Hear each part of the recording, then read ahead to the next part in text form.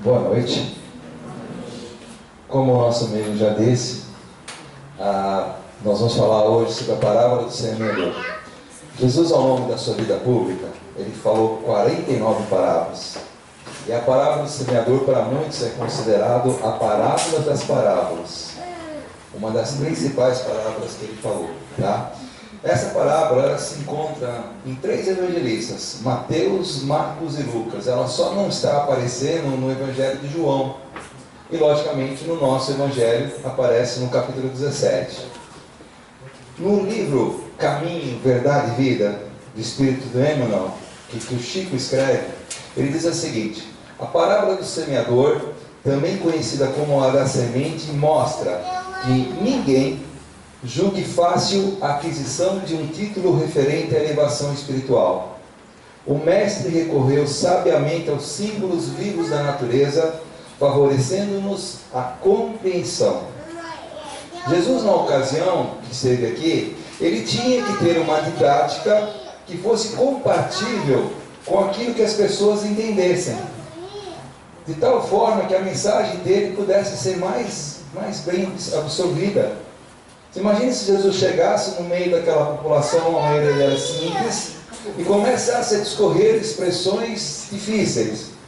Se já era difícil de entender na simplicidade, se imagina que eles entenderiam dessa forma. Então ele está nos dizendo isso. Jesus usou muitos símbolos da natureza, a árvore, as plantas, as flores, para descrever as suas mensagens. E ele coloca assim que ninguém, ele frisa, ninguém julgue fácil a aquisição de um título referente à elevação espiritual. O que ele está nos dizendo? O progresso é viável espiritualmente, mas que não vai ser moleza. Que nós vamos ter que nos dedicar muito, nos entregarmos muito, para que a gente consiga chegar a um estágio de elevação espiritual. Por isso que ele fala título. Título é quando a gente recebe um título, quando a gente está formado, né? Eu sou advogado, eu recebo um título de advogado, eu estou formado. Para nós chegarmos nessa formação, vai exigir muito de nós. Então, a parábola do semeador, ela exprime perfeitamente as formas existentes de se expressar o Evangelho, os ensinamentos de Jesus. O Evangelho é a boa nova. São as mensagens de Jesus. Então ele vai falar hoje no nosso, como nós dissemos, o capítulo 7, item 6, sobre isso. Começa assim: tendo Jesus saído de casa naquele dia, estava sentado junto ao mar. Tendo Jesus saído de casa, essa expressão revela a incansável dinâmica, tá, da sua forma de agir, a forma de agir de Jesus. E nos alerta quanto ao imperativo do trabalho e da perseverança. Jesus, ele não ficava sentado esperando que as pessoas viessem até ele. Antes, ele se dirigia às pessoas, porque ele sabia da importância de passar os seus ensinamentos. Então, e é lógico que como Jesus, o nosso modelo, o nosso guia, se ele fazia isso, será que nós temos que ficar sentados na nossa casa esperando o momento de nós ajudarmos as pessoas? Ou nós temos que ir atrás? Nós temos que correr em busca daqueles que necessitam do nosso auxílio, lógico, dentro dos nossos limites. É isso que Jesus nos coloca. E estar sentado junto ao mar pode ser entendido como mar das experiências humanas, que é o melhor lugar para a nossa evolução. É aqui no nosso planeta, na nossa vida como encarnado, que nós temos as melhores oportunidades das nossas evoluções, de passar por nossas provas, por passar por nossas expiações. Todo mundo reclama do nosso planeta, da nossa vida, mas ninguém quer ir embora. Alguém quer ir embora aqui? Eu não quero. Não é? A nossa expectativa de vida no Brasil hoje é de 75 a 78. Eu ainda estou longe, graças a Deus. Mas eu garanto para vocês que quando eu chegar nesse momento, eu não vou estar com pressa, se eu chegar até lá. Se alguém quiser passar na minha frente, fique à vontade. Vou contar uma coisa que o Ailar não falou, mas eu vou dizer. Existe uma fila que todos nós já estamos inscritos. Só que nós não sabemos qual que é a nossa numeração e quando que nós vamos ser atendidos. No momento do final dessa fila, nós vamos chegar num estágio que nós não vamos conseguir se manifestar verbalmente.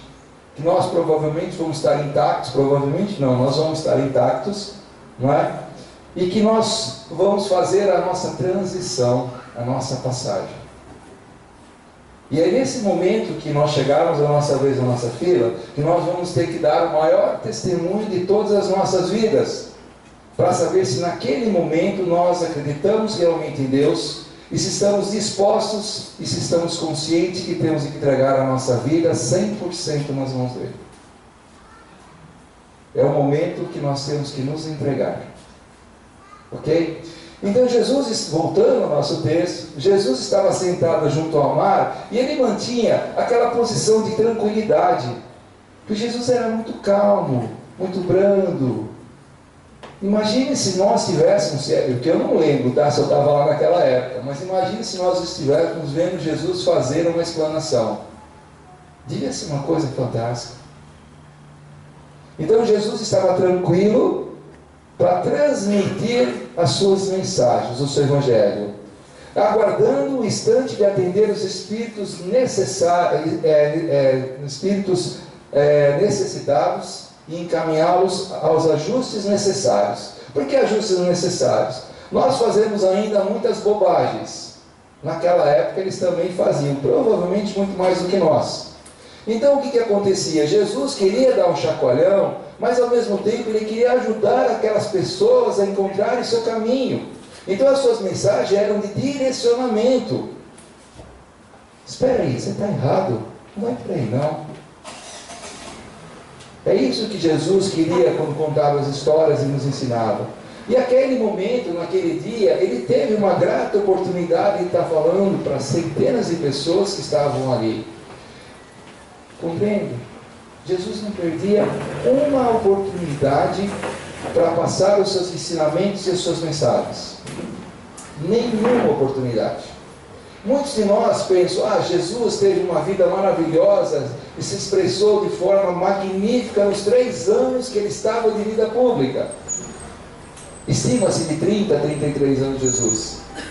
Desculpa, nós seríamos muito ingênuos, para não dizer ignorantes, se nós não acreditássemos que Jesus, desde que nasceu fisicamente, porque antes não dá nem para discordar, porque ele já estava no nosso meio há muitos séculos, ele somente em 3 anos fizesse o bem para as pessoas, ajudasse, orientasse. Eu penso que Jesus, quando nasceu, ele já nasceu dando testemunho. Tanto é verdade que João, no último capítulo do seu Evangelho, ele diz assim: não existiriam livros suficientes na face da terra para serem escritos o que Jesus fez. Nós não temos a mínima ideia do que Jesus fez no período que ele esteve aqui encarnado. E olha que ele disse que ele só nos ensinou em torno de 10%, porque nós não estávamos preparados. Como eu digo com toda segurança, ainda hoje nós não estamos preparados. Tá? Então Jesus, segundo o Evangelho, eu estou tomando o texto de Mateus, diz assim: e ajuntou-se muita gente ao pé dele, de sorte que entrando no barco se assentou, e toda a multidão estava em pé. Jesus estava num barco, à beira da praia, né?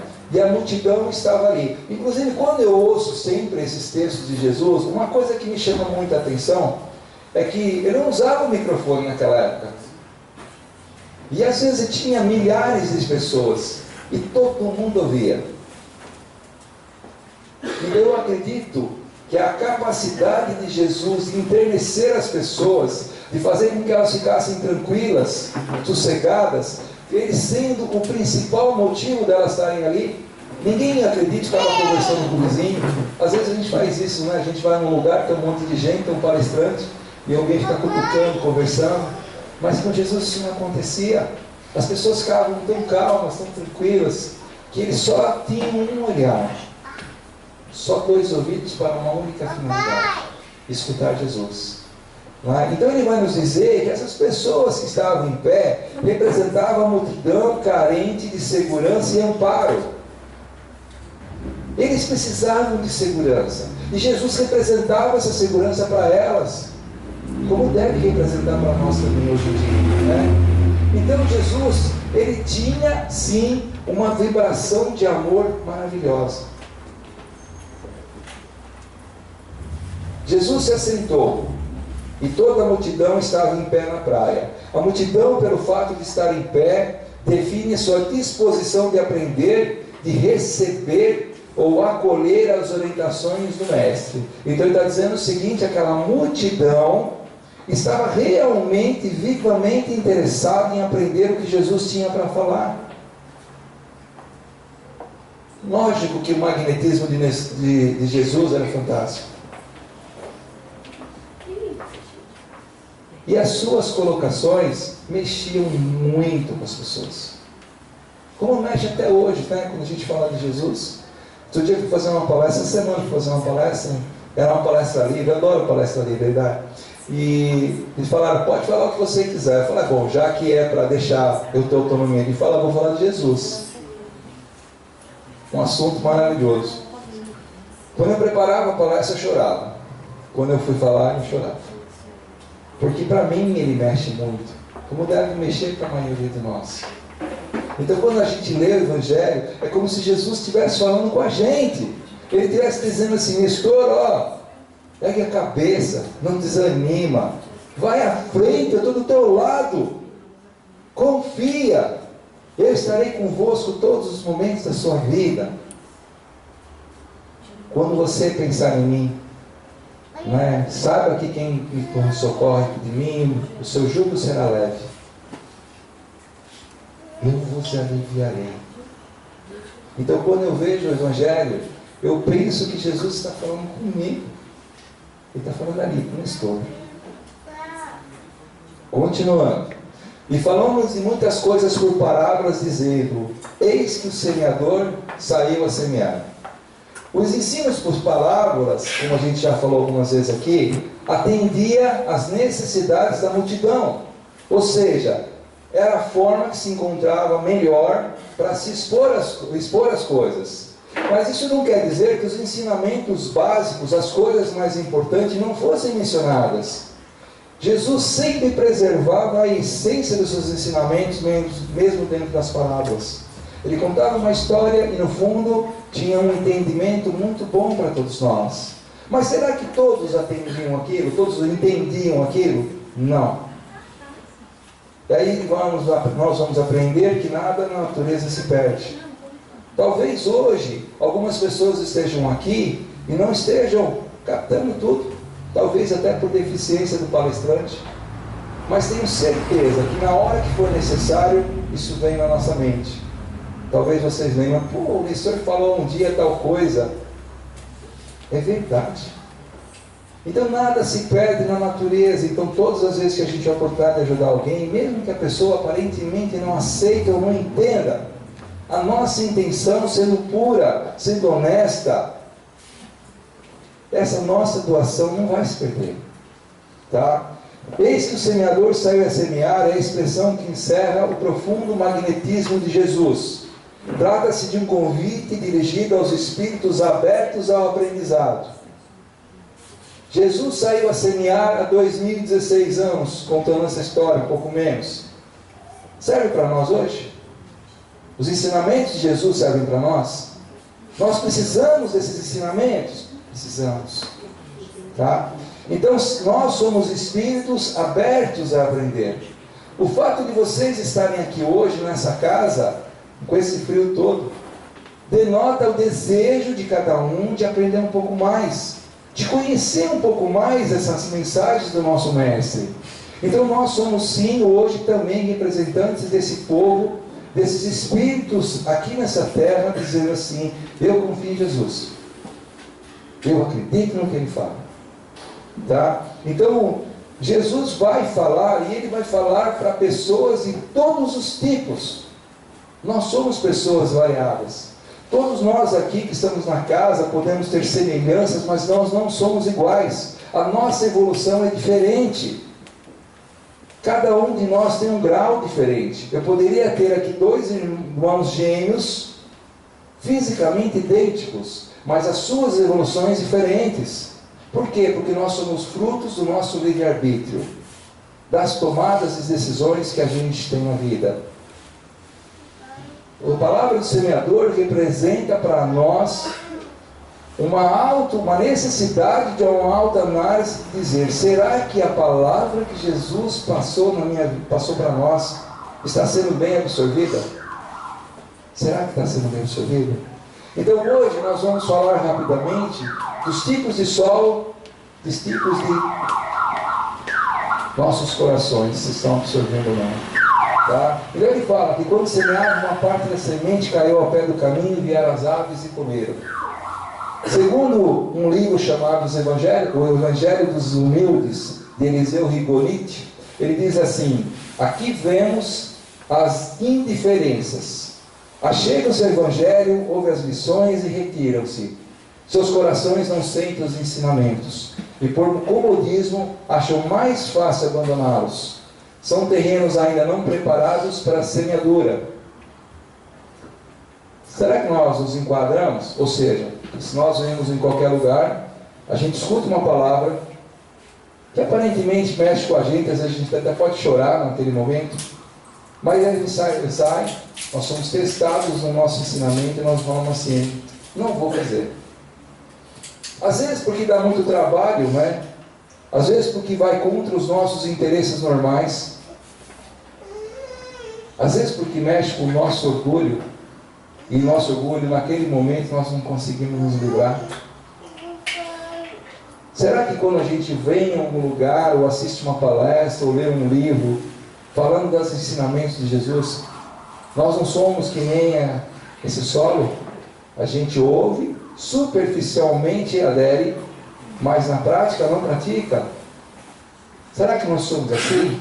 Então as sementes que caíram ao pé do caminho, que não chegaram a germinar, ou seja, as pessoas representadas por esse terreno situado à beira da estrada, foram totalmente refratárias, foram frias ao Evangelho, representando sem dúvida as pessoas materialistas do nosso tempo.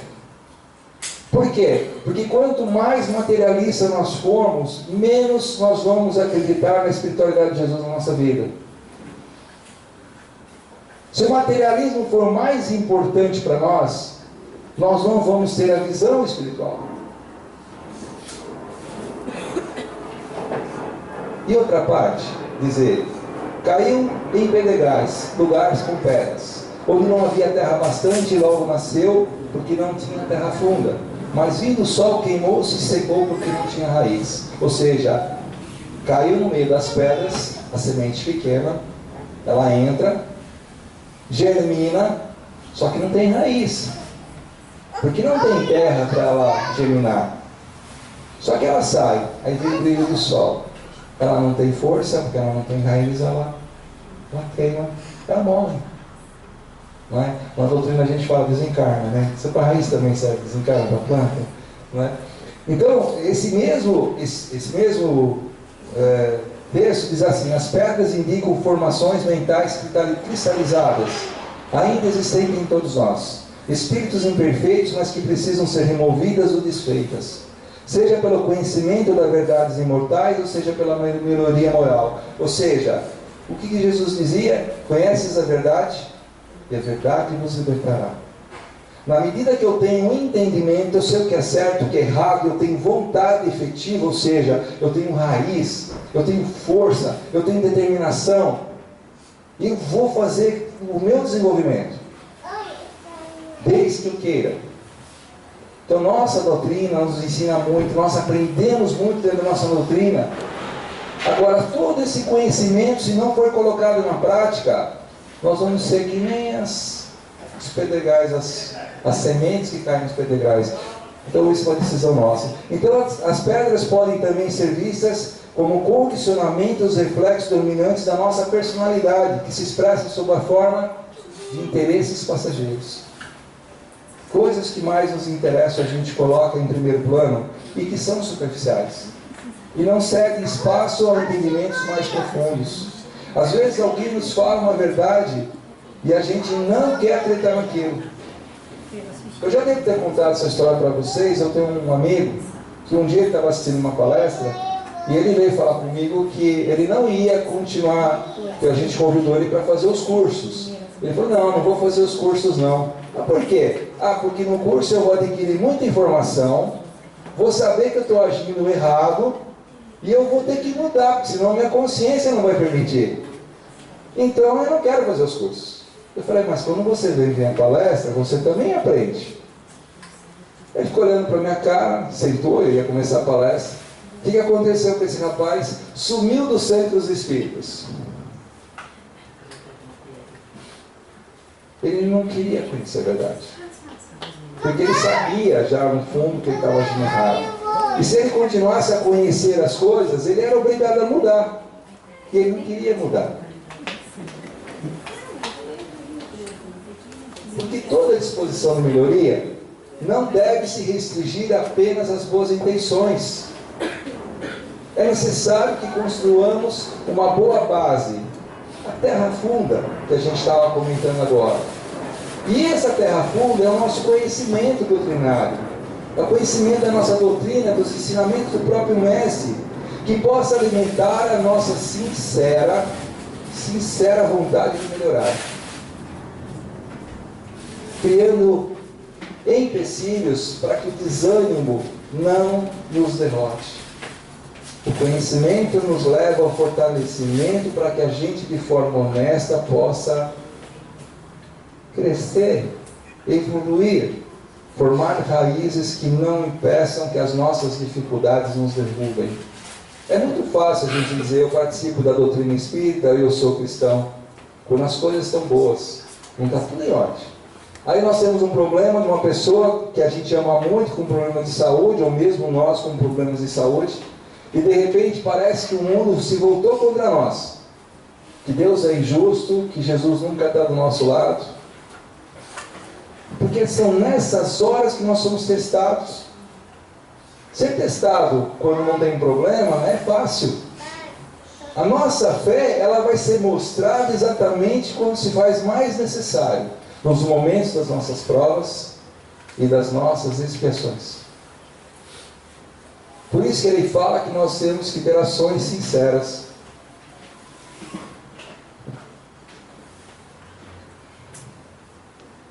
Ele vai falar, e outra caiu em espinhos, e os espinhos cresceram e sufocaram. Eu vou dar uma cortadinha no caso do tempo, senão a Aida vai brigar comigo, né, Aida? Tá? Os espinhos indicam outro tipo de solo onde as sementes foram semeadas.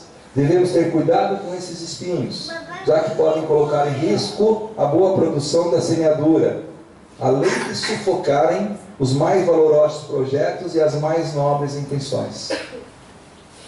Temos aqui, segundo o mesmo Evangelho dos Humildes, Eliseu Rigonati, temos aqui aqueles que ouviram a palavra divina, comparar as coisas materiais com as espirituais e se decidem pelas materiais, por parecerem um caminho mais fácil e mais cômodo.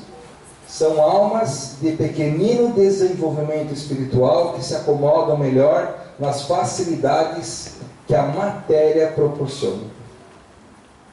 Ou seja, eu dou mais valor à matéria do que à parte espiritual. Aí um dia, essa pessoa que deu a vida inteira valor à matéria, chega no finalzinho daquela fila. Aí ele vai falar, eu quero levar meu carro, minha casa, meus títulos. Ele vai levar o quê? Nada. Ele vai levar seus valores morais, seus conhecimentos e seus sentimentos. E aí vem a parte boa, né? E outra caiu em terra boa e deu fruto. Um a 100, outro a 60 e outro a 30. Quem tem ouvidos para ouvir, que ouça. Os ensinamentos do Evangelho, quando alcançam as pessoas, simbolizam pela boa terra, são assimilados e difundidos num processo natural. Se eu acredito nos ensinamentos de Jesus, e aquilo modifica realmente a minha vida, ou seja, dá fruto, o meu objetivo principal deve ser difundir isso. Falar para as pessoas, olha, eu estava no caminho errado, agora eu mudei, porque eu encontrei o caminho certo. Esse caminho são os ensinamentos de Jesus. Então, às vezes, vamos nos chamar de carola, não é? Porque a gente vai chamar as pessoas para o bom caminho.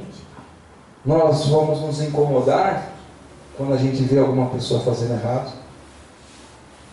Nós vamos dizer assim, meu amigo, se soubesse como eu sou feliz nesse caminho que eu encontrei, eu queria tanto que você fosse junto comigo nesse caminho.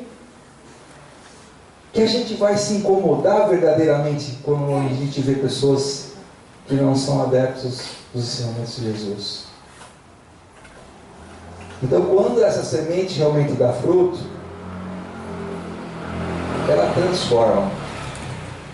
Jesus dizia assim: quem quiser me seguir, renuncie a si mesmo. A nossa vida tem que ser voltada, se é voltada aos ensinamentos dele, a gente esquece da gente. A gente acredita que ele é o caminho, a verdade e a vida. A gente acredita que ninguém vai ao Pai se não for por ele. A gente acredita que ele nos consola, nos ampara, nos ajuda, nos protege, nos ilumina, porque ele diz que ele é a luz. E quem não o tem vive nas trevas. A gente acredita que ele está conosco todos os momentos da nossa vida, principalmente nos mais difíceis. Então, quando essa semente boa está no nosso coração frutificado, as pessoas olham para nós e dizem assim: ele está com uma coisa diferente. O que será que causa essa felicidade dentro dele, que é capaz de transformar os momentos mais turbulosos em grandes alegrias, em grandes fontes de paz? Que parece que o mundo está caindo e para ele está uma maravilha. O que será que tem dentro dele? Que a gente sente a alegria nos olhos. O que será? Como que ele é forte?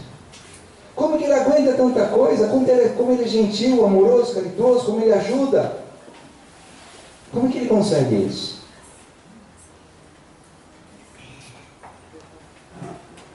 Um dia Jesus disse assim: quem me vê, vê o meu Pai, porque eu faço as coisas que eu faço, que ele faz. Quem sabe um dia as pessoas olhem para nós e lembrem, nem que seja um pouquinho só de Jesus. Quem sabe? Isso, e Jesus não exige grandes obras. Jesus exige as obras que nós temos capacidade de fazer. Só isso que ele quer. Ele não pede que a gente doe todas as nossas fortunas, quem tem, né, para os outros. Ele quer que a gente doe a nossa maior fortuna, que é a fortuna do nosso coração. Os nossos melhores sentimentos, que podem começar com: olá, como vai você? Que bom que você está aqui do meu lado. Olha, eu sou muito feliz porque você está aqui. E quando a gente vê alguém ali precisando de um amparo, de uma ajuda, que nós, ao invés de nos olharmos de cima para baixo para aquela pessoa, nós nos sentemos, fiquemos no mesmo nível dela, dizendo assim: ó, eu já passei por tudo isso, mas hoje em meu coração Jesus habita. Tenha fé, acredita. Quando ele disse que estava conosco toda a vida, ele está, sabe? E ao lado dele, nosso fardo é leve, o nosso jugo é leve, o nosso fardo é suave. Posso fazer encerramento, meu amigo? Posso? Queria que você fechasse os olhos para a gente fazer um exercício.